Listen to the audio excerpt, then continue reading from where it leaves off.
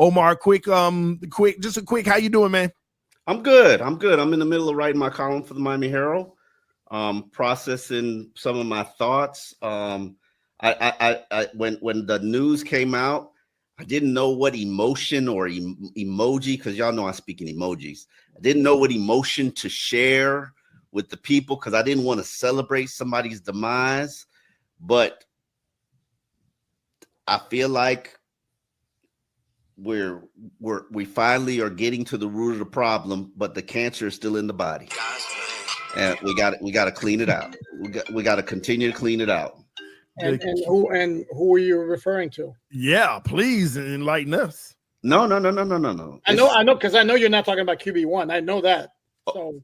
Hold on. Hold on. No, listen. I think the main error that Steve Ross has made in his tenure as owner for the last 18 years has been to consistently force whoever he hires to inherit a quarterback, to inherit a general manager, to inherit a head coach, to inherit a quarterback. You need to allow whoever you hire to not be restricted by what you want to do. I think Steve Ross has turned off a lot of people with the decisions he's made in terms of forcing them to take this person or that person. It just needs to be a full scorched earth cleanse, in my opinion, and start completely fresh. Why am I? I know. Why are you the only one here? Yeah. Oh, there he is. The control. Here's the thing, though. Correct me if I'm wrong, though. In 2012, Stephen Ross hired Joe Philbin, and they did not have a quarterback. Well, they had Matt Moore coming back after a very good. But who hired Joe Philbin? Jeff Ireland. Oh, okay. Yeah, it was Jeff Ireland. You should have probably just fired Jeff Ireland and had the new GM hire a new coach. Maybe you would have ended up with somebody better than Joe Philbin. Not to say that I have the answers for who's that GM is or know who that coach is. Sometimes you hire the coach and let the coach decide the GM. I'm just saying, and let the coach and let the GM and the coach decide the quarterback. Don't force anything on anybody this time, and maybe you won't limit yourself in terms of what your options are, or maybe you won't turn off the best candidates. Except, well, whoever. Sorry, TD, you know when to chime in too. But except whoever was the candidate's going to be, pretty much is locked into having Tua on the roster and. If that candidate wants to take that cap hit charge, just like Sean Payton did when he cut Russell Wilson and just took all his medicine at one time, so be it. You know I'm a Tua fan. 2 years. What? 2 years. 2 times. You know I'm a Tua fan. You know I believe in Tua. He's not a killer, but he's not the problem. However, do not restrict yourself from getting the best possible candidate and the best hire this cycle by telling them you're forced to take Tua for this year. Okay. I don't believe in that. Too many. Think about it. Whether it was Jeff Fisher, whether it was Harbaugh, whether it was the GMs that turned Nick Cicero, the GMs that turned them down. There were like 3 GMs that turned them down when they hired Dennis Hickey as a consolation prize. Whether it be you wanted Brian Flores. Brian Flores kind of your first pick. Yeah. Think about all of the hiring experiences. He went after Sean Payton when he hired Mike McDaniel. Think about all of Steve Ross's hiring experiences. Think about how traumatic they have all been. Yeah, yep. It's crazy. But I got a question for y'all, and I'm going to speak in a little bit, but I have to ask this because I want to be clear to people watching right now. Tell us, and I'll start with Alan. Tell us, why was Chris Grier fired officially? Just why was it? It's a mutual parting of the ways, by the way. Why did Chris Grier decide he was okay with being unemployed? Because he's probably going to get his whole check. I was going to say correct because I'm sure Stephen Ross made it worth his while. Why it very well might have been that the fans want blood and they want a suspect incarcerated. Here's one right there, and Stephen Ross is very fond of Mike McDaniel. If that wasn't already clear, by the fact that he gave him a contract extension last year with 2 years left on his contract. I will never get over that. And I've mentioned it time and time and time again. You give a man a contract extension as a head coach with 2 years left on the contract when the guy hasn't won a playoff game, that tells you there's a whole lot of this going on. Oh, and for those listening on the audio version, I'm doing the hearts emoji. So Stephen Ross loves Mike McDaniel very, very much. And I don't buy that. I don't buy that. I think he likes. Really? You don't think he'd have been whacked by now if Stephen Ross didn't hold Mike McDaniel in very high regard? Absolutely, without question. Or Alan, maybe he doesn't feel like Mike McDaniel is the cause of all of this. Just that simple. Just X's and O's. He's dealing with a limited quarterback that he has to operate within. He can't. No. I'm not trolling. I am not. No. He is a limited quarterback, so I shall accept that. He is a limited quarterback. I am not. He cannot run. He cannot throw certain passes. Yeah, I am not trolling on my take. I truly believe McDaniel feels like his offense is even more complex than it is now, and it has more nuances than they're operating now due to his quarterback and the O-line. And he's creating something that'll work for everybody, and now he can't create anymore. Except the problem is, and I'll accept your point to a certain degree, that some of the sloppiness issues that are happening on the field have more to do with coaching than they have to do with personnel and the poor job that's been done in assembling talent on the roster. So that falls on Mike McDaniel, which is why I go back to this is why if you didn't hold Mike McDaniel in very, very high regard, Mike McDaniel should not be absolved of all blame in this fiasco. Absolutely not. Okay, so and with the reaction of the fans with paper bags, I don't recall the last time I'd seen paper bags at Hard Rock Stadium. And then the booing that started in the first half.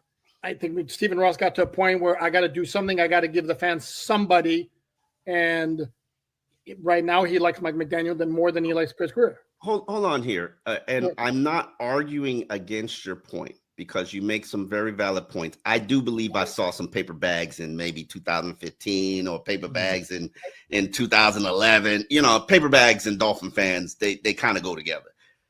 However, the fans ain't coming back right now.